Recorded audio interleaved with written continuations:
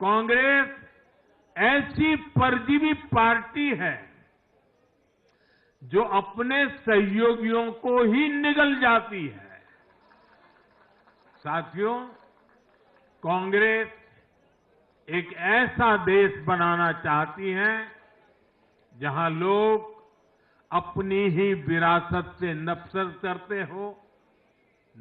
करते हो, अपनी राष्ट्रीय संस्थाओं पर शंका करते हो, जिस पर देशवासी गर्व करते हैं, कांग्रेस उस हर चीज की छवि को धूमिल करना चाहती है। देश का चुनाव आयोग हो, देश की सेना हो, हमारी पुलिस हो, देश की न्यायपालिका हो, कांग्रेस हर संस्था पर दाग लगाना चाहती है। आपको याद होगा, लोकसभा चुनाव का परिणाम आने के पहले इन्होंने किस तरह का कोहराम मचाया था। चुनाव के दौरान भी ये लोग, इनको सहयोगी दल, इनके अर्बन नक्सल साथी कितनी बार कोर्ट गए, सुप्रीम कोर्ट तक गए, और किस लिए? ताकि ये लोग चुनाव आयोग की संवैधानिक निष्पक्षता पर बट्टा लगा सके। आज भी उन्होंने ऐसा ही काम किया है। आज भी कांग्रेस ने देश की जनता को गुमराह करने की कोशिश की है।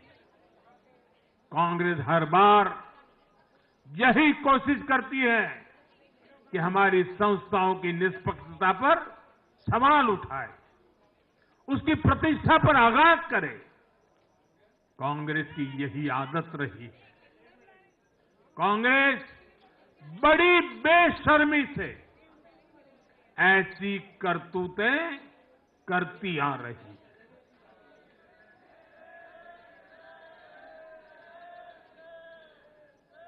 साथियों, जम्मू कश्मीर में इस बार हुआ चुनाव कई मायनों में ऐतिहासिक रहा है।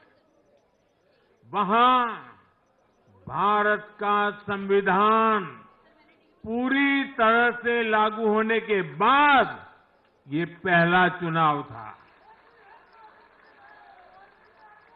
आजादी के 7 दशक बाद भी अनेक लोगों को वोट डालने का हक नहीं था।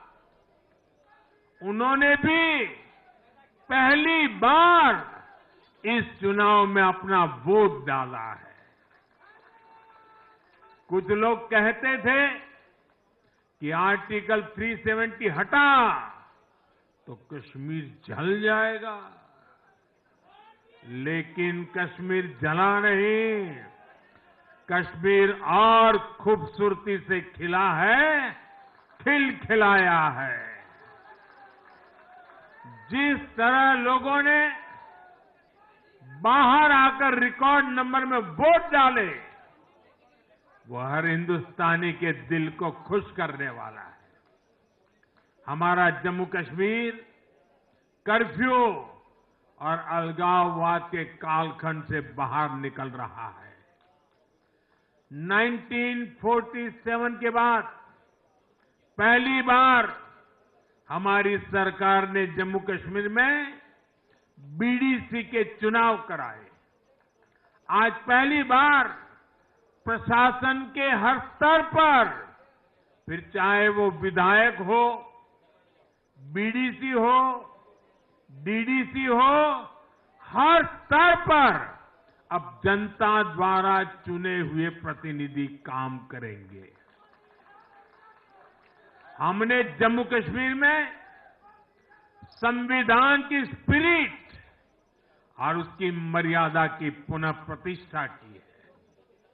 बाबा साहब आंबेडकर को इससे बड़ी श्रद्धांजलि क्या होगी।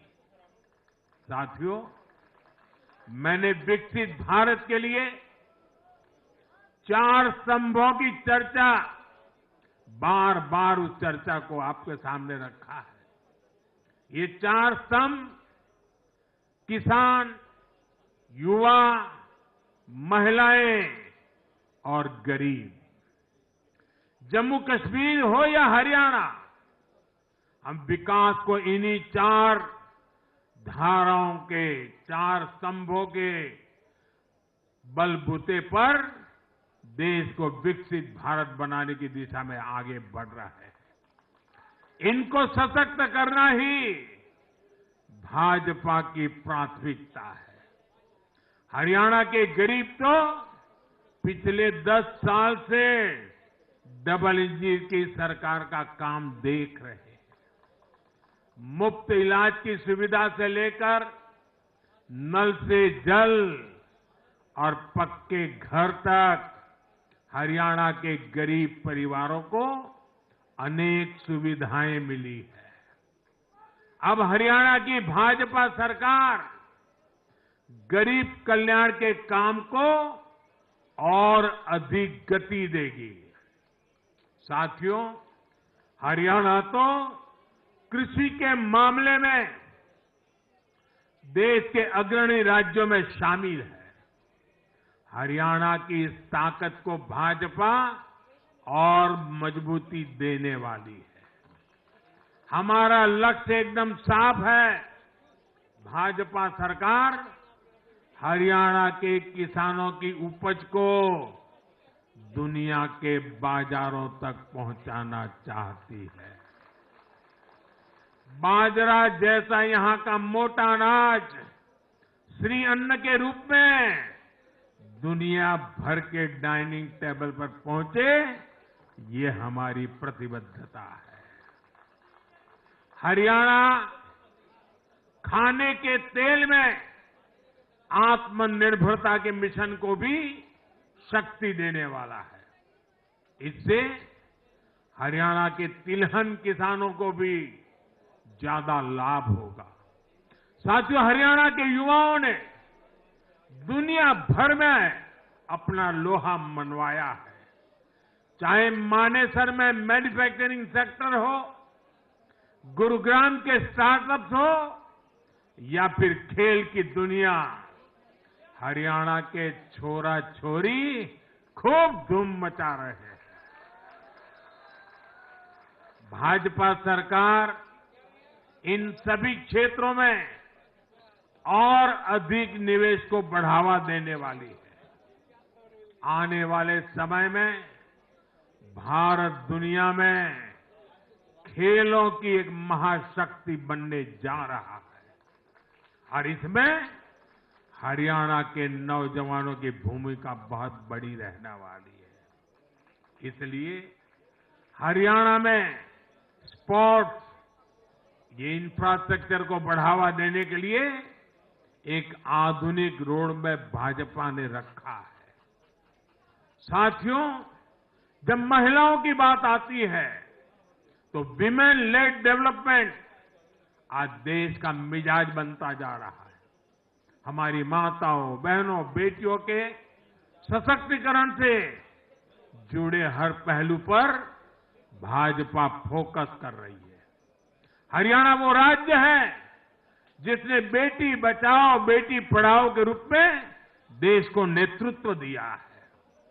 अब हरियाणा में हजारों लखपति दीदी और ड्रोन दीदी बनाने वाले हैं। लाडो लक्ष्मी योजना से भी हरियाणा की बहनों को बहुत लाभ होने वाला है। जब माताएं बहनें आर्थिक रूप से समृद्ध होगी, समर्थ होगी, तो इसका लाभ पूरे परिवार को होगा।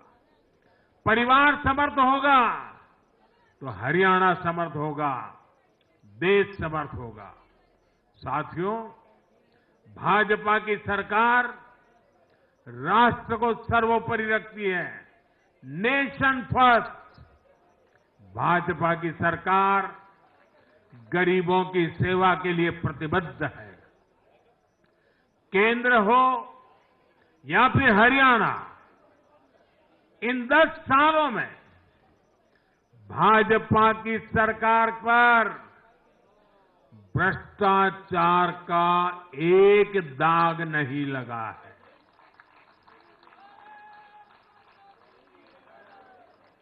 केंद्र सरकार पर जैसे दाग नहीं लगा है, वैसे ही हरियाणा सरकार 10 साल चलाई हमने, भ्रष्टाचार का कोई दाग नहीं है। हमने सिर्फ और सिर्फ समर्पण भाव से जनता के विकास के लिए काम किया है। और मैं इसके लिए हरियाणा के मुख्यमंत्री भाई नायब सैनी जी और पूर्व मुख्यमंत्री श्रीमान मनोहर लाल जी की भरपूर तारीफ करता हूं, भरपूर प्रशंसा करता हूं। उन्होंने हरियाणा के विकास के लिए बहुत मेहनत की है। साथियों, जब जनता ऐसे काम को प्रोत्साहित करती है, नेक नियत और अच्छी नीति को सराहती है, तब काम करने की ऊर्जा भी दोगुनी होती है। हरियाणा ने भाजपा सरकार को प्रोत्साहित किया है। जम्मू कश्मीर ने भी भाजपा को प्रोत्साहित किया है। यह आशीर्वाद हमें और भी अधिक मेहनत करने के लिए प्रेरित करते हैं। और मैं इसके लिए जम्मू कश्मीर और हरियाणा की जनता को भी फिर एक बार हृदय से बहुत बहुत साधुवाद करता हूं। आज के जनादेश से भारत को दुनिया की तीसरी बड़ी आर्थिक ताकत बनाने का संकल्प और मजबूत हुआ है। इस जनादेश ने भारत को दुनिया की स्किल कैपिटल बनाने के संकल्प को भी मजबूती दी है। आपने हर उस प्रेरणा को सशक्त किया है जिसका मकसद करोड़ों लोगों को गरीबी से बाहर निकालना है। ये जनादेश भारत को और अधिक सुरक्षित बनाने के लिए कठिन से कठिन फैसले लेने के लिए भी नया हौसला देगा। मैं आप सभी को, पूरे देश को फिर ये भरोसा देता हूं कि आने वाले 5 साल और तेज विकास के होंगे। हरियाणा विकसित होगा, जम्मू कश्मीर विकसित होगा, भारत विकसित होगा और ये हम करके दिखाएंगे। मैं एक बार फिर हरियाणा और जम्मू कश्मीर की जनता का आभार व्यक्त करता हूं। आप सब कार्यकर्ताओं का जितना अभिनंदन करूं उतना कम है। देश के कोने कोने में आज भारतीय जनता पार्टी जो कुछ भी है, हर संघर्ष को पार करते हुए भारतीय जनता पार्टी ने जनता के दिलों में जो जगह बनी है, उसके मूल में भाजपा के कार्यकर्ता है। भाजपा के कार्यकर्ताओं का परिश्रम है, भाजपा के कार्यकर्ताओं की त्याग तपस्या है।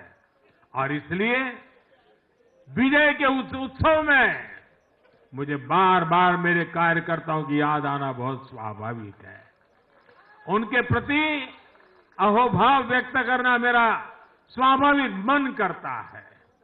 और इसलिए टीम स्पिरिट के साथ कंधे से कंधा मिलाकर, कदम से कदम मिलाकर लक्ष्य की ओर बढ़ते जाने वाले भारतीय जनता पार्टी कार्यकर्ता न रखने वाले हैं न थकने वाले हैं, और झुकने का तो सवाल ही नहीं उठता है।